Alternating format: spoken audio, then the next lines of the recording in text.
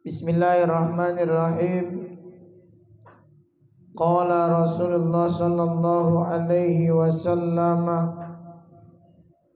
telah bersabda Rasulullah sallallahu alaihi wasallam, al-hajarul aswadu, adapun batu hajar aswad, min hijaratil jannati, adalah merupakan batu yang berasal dari surga. Wama, dan tidaklah ada fil ardi, di alam dunia ini, minal jannati, yang berasal dari surga, ghairuhu, selain daripada hajar aswad. Wa kana, adapun asal daripada batu hajar aswad itu, abyadha, berwarna putih, kalma'i, sebagaimana air yang jernih.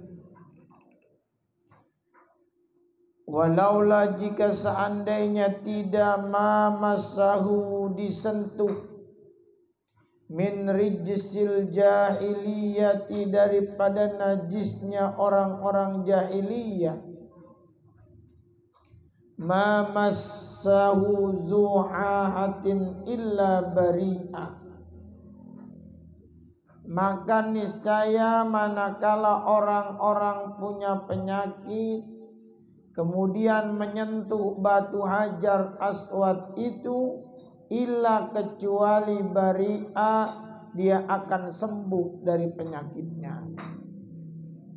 Rawahu Tabrani an Ibni Abbas, riwayat Imam Tabrani dari sahabat Ibnu Abbas. Wa qala Rasulullah sallallahu alaihi wasallam, telah bersabda Rasulullah sallallahu alaihi wasallam, al-hajarul aswadu, adapun batu hajar aswad itu, yaqutatun, berasal dari satu jenis batu yakut, bayda'u min yaqutil jannah, yaqutatun bayda'u, al-hajarul aswadu, adapun hajar aswad itu, yaqutatun bayda'u, merupakan batu yakut yang berwarna putih, min yaqutil jannah, dan merupakan batu yakut dari surga. Wa inna ma sawadathu khotoyal musyrikina, dan berubah menjadi warna hitam lantaran dosa-dosa orang musyrik. Yub'atsu yaumal qiyamati, maka akan dibangkitkan batu hajar aswad itu pada hari kiamat kelak, misla Uhudin, sebesar gunung Uhud. Yashhadu, batu hajar aswad itu akan bersaksi, liman istalamahu, bagi orang-orang yang pernah memegangnya, wa qabbalahu min ahli dunya, dan bagi orang-orang yang telah menciumnya, bagi mereka penduduk dunia. Rawahu Ibnu Khuzaimah, riwayat oleh Imam Ibnu Khuzaimah, an Ibni Abbas, dari sahabat Ibnu Abbas atau Abdullah bin Abbas. Kedua hadis ini cerita tentang batu yang kita kenal dengan hajar aswad. Hajar aswad itu dulunya warnanya putih, lantaran karena dosa orang-orang musyrik pada saat itu. Karena lantaran dosa-dosa orang jahiliyah di alam dunia, maka makin kemari hajar aswad berubah warnanya menjadi warna hitam. dan satu-satunya batu dan satu-satunya benda yang merupakan atau berasal dari surga, yakni cuma Hajar Aswad.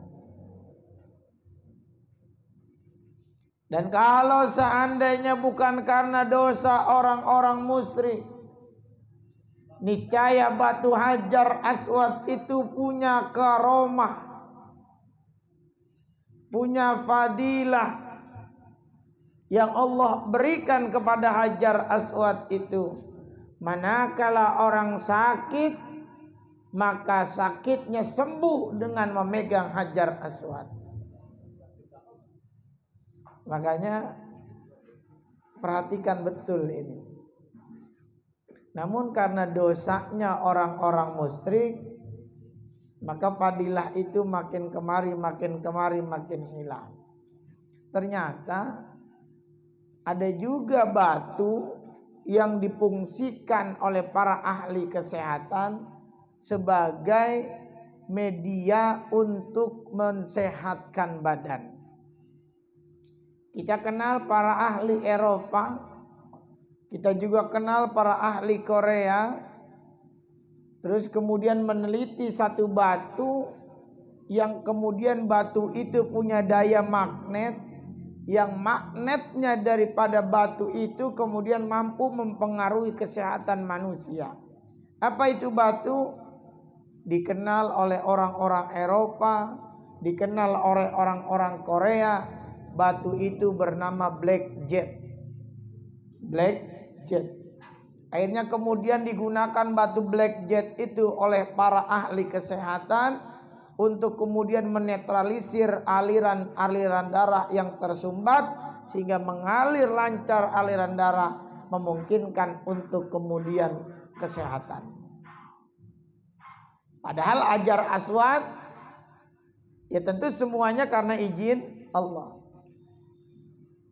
Atas izin Allah, kemudian Allah memberikan satu kekuatan kepada batu. Walaupun nantinya bukan cuma batu, ada kalanya dengan benda-benda lain, yang itu semua atas izin Allah, maka kemudian bisa membuat orang menjadi sehat. Makanya sekarang diketemukan juga ada satu jenis benda yang benda itu seperti beling kaca, lantas kemudian dimasukkan ke dalam air, maka kemudian berubah air itu secara kandungannya. Lantas kemudian diminum oleh yang meminum, kemudian atas izin Allah bertambah menjadi sehat. Sejatinya memang kalau semua dikembalikan kepada Allah, semuanya memang Allah yang menentukan. Maka bahaya kita juga percaya kalau obat itu bisa nyembuhin. Yang nyembuhin Allah. Ketika si Bondan sakit kepala, minum bodrek, sembuh gara-gara minum bodrek. Maka sejatinya yang menyembuhkan adalah Allah melalui takdir yang Allah berikan kepada bodrek supaya menyembuhkan Bondan. Itu tauhid namanya. Sekarang saya tanya, bulan itu beredar pada garisnya, yang ngejalanin siapa? Hah? Yang ngejalanin Allah. Makanya kenapa terjadinya malam dan siang? Karena proses rotasi bulan. Apa itu proses rotasi bulan? Proses terjadinya peredaran bulan mengelilingi bumi atas izin Allah. Kenapa terjadinya pergantian musim, pergantian tahun? Karena revolusi bumi terhadap matahari. Apa itu revolusi? Proses terjadinya pengelilingan bumi mengitari matahari atas izin Allah. Ini tauhid nih. Harus dikembalikan semuanya kepada Allah. La haula wala quwata illa billah. Sebab setiap apapun tidak punya kekuatan. Batu Hajar Aswad juga nggak punya kekuatan. Dahulu ketika Umar mencium Hajar Aswad, Sahabat Umar kemudian ngomong sebelum mencium Hajar Aswad, batu Hajar Aswad, kalau bukan karena aku pernah melihat Rasul mencium kamu, maka niscaya aku tidak akan pernah mencium kamu, karena memang tidak ada manfaatnya dirimu untuk diriku. Lantaran Nabi Muhammad pernah mencium kamu, maka aku pun ikut mencium daripada kamu, karena Nabi pernah mencium kamu. Tuh. Maka ada beberapa keistimewaan bagi Hajar Aswad. Yang pertama, batu ini merupakan satu-satunya batu, satu-satunya benda yang ada di alam dunia yang dia berasal dari surga. Satu. Yang kedua, Hajar Aswad ditempatkan di mana di situ diletakkan, dan pertama kali bangunan dibangun di Ka'bah adalah tempat pojok di mana Hajar Aswad ditaruh. Yang ketiga, disitulah Hajar Aswad ditaruh sebagai titik permulaan orang-orang melaksanakan tawaf. Maka titik pertamanya adalah Hajar Aswad. Yang keempat, apa? Di sini dijelaskan bahwa siapa orang-orang yang pernah di alam dunianya memegang Hajar Aswad, maka nanti Hajar Aswad akan bersaksi di hadapan Allah bahwa orang tersebut pernah memegang Hajar Aswad. Dan siapa orang yang pernah mencium Hajar Aswad, kelak Hajar Aswad pun akan bersaksi bahwa Hajar Aswad pernah dicium oleh orang-orang penduduk bumi. Nah, itu adalah fadilah daripada Hajar Aswad. Dan Hajar Aswad itu merupakan batu yang asalnya berwarna putih, sebagaimana putihnya air yang jernih, sehingga ketika dilihat maka seperti tidak ada kelihatan seperti air yang jernih.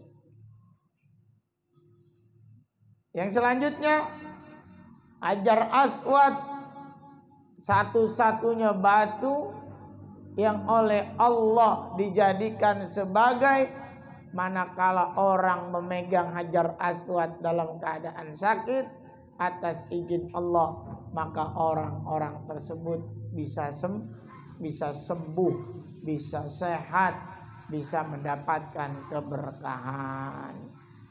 Nah, itulah penjelasan tentang Hajar Aswad.